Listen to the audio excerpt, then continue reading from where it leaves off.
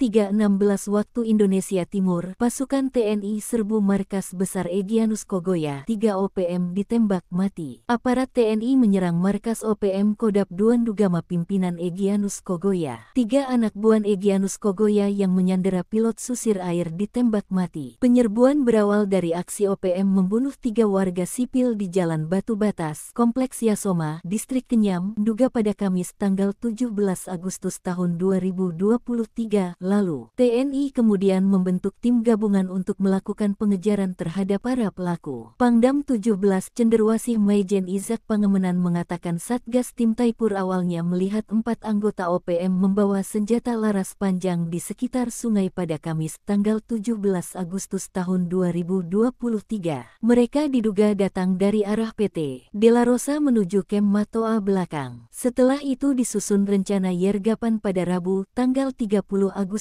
tahun 2023. Tim gabungan dipimpin Mayor In Sudarmin mulai menyusup menuju pos Matoa pada Kamis tanggal 31 Agustus tahun 2023. Puncaknya, tim gabungan TNI berhasil menggerebek markas OPM di Kampung Aluguru, Distrik Krepkuri, Nduga pada Jumat sekira pukul 3.16 waktu Indonesia Timur. Izak mengungkap dalam penggerebekan tersebut sempat terjadi kontak tembak antara aparat TNI dan KKB. Akibatnya 3 anak buah Egyanus Kogoya tewas dalam kontak tembak itu.